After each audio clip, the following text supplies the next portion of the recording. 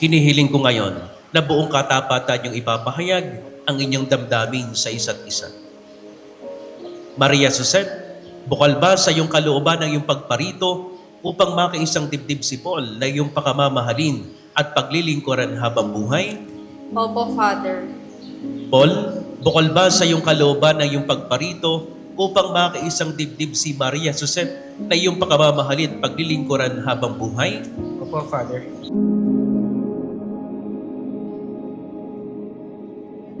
Ay, thank you Opo, pag maintang ulo You're the best, Mom. Okay. You're the best son also.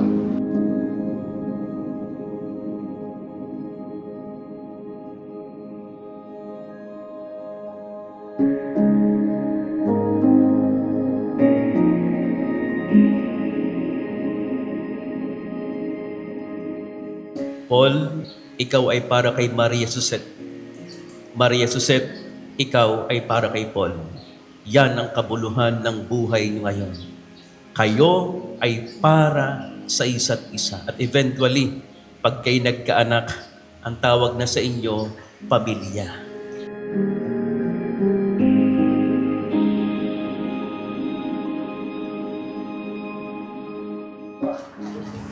Naiyak.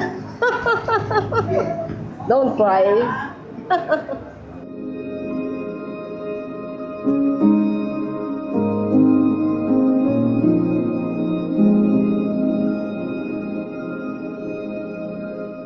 Marriage is a lifetime commitment. Tatandaan nyo, ibig sabihin habang buhay ito. Bakit? Bakit kayo papasok sa buhay na ganito? Dahil mahal nyo ang isa't isa. Sapagkat ang pagmamahal, ang binhi ng magandang pagkasama ng mag-asawa.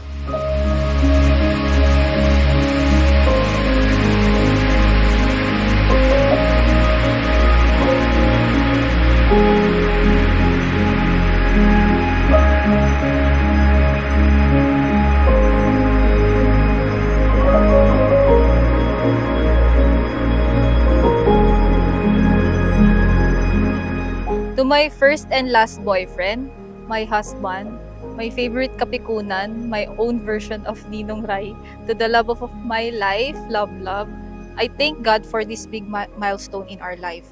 I thank Him for you, for all that you do, and for being you. Dahan-dahan lang, sa gitna man ng daan, mga saglit na inilikha, kakaiba ang tama.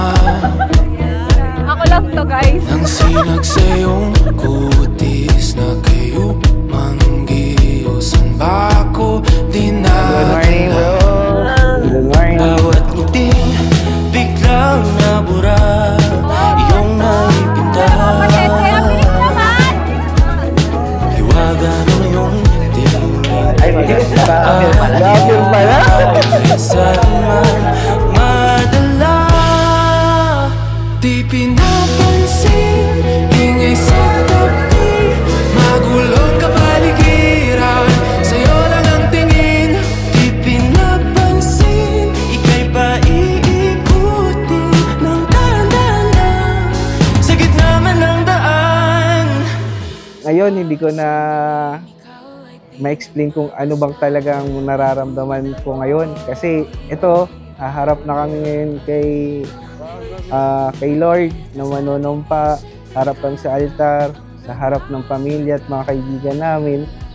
Ibang feeling talaga. Hindi ko ma-explain kung ano ba talagang feeling na meron ako ngayon. Sa'yo lang magpapangkin, di pala lampasin, huwag ka sanang kumawala.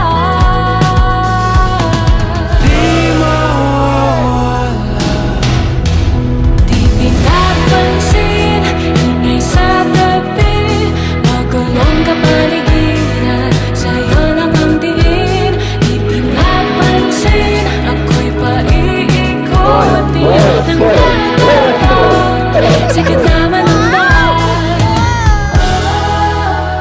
As we enter this new chapter in our life, I vow to respect all your decisions in life basta sa ikabubuti.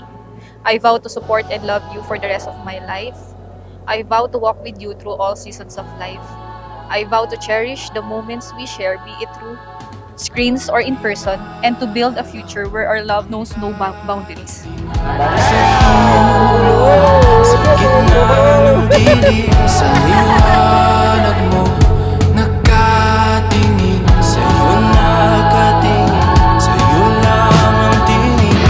Kailan na lang ang darating sa dulo at sa gitna ng dilim. Thank you for the unconditional love and support. Thank you rin sa pagmamahal mo, hindi lang sa akin, lalo't higit sa pamilya at kaibigan natin. You know me better than anyone else in this world, and somehow still you manage to love me. You're my best friend and my one true love. Pigilan, hayaan mong kusa, humawak ka sa'kin, sundin ang damdamin, o sumama ka sa'kin. At tayo ay sasayaw sa kulog at ulan, iikutin ang tala at buwan, habang tayo ay naliligaw, pakinggan ng puso, huwag nang bibitaw. Dalawang bagay nais kong ipaalala sa inyo. Number 1, lagi niyong babalikan ang dahilan kung bakit kayo nagpakasal. Dalawa, put Jesus at the center of your life. Napakahalaga na nasa inyo si Jesus.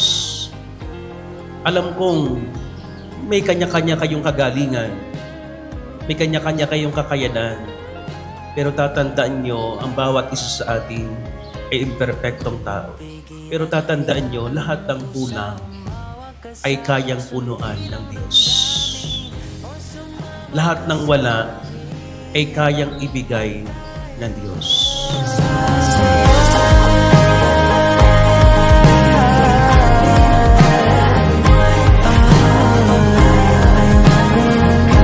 Pakinggan ng puso, huwag nang bibitaw. Kita naman sa liwanag ng buwan.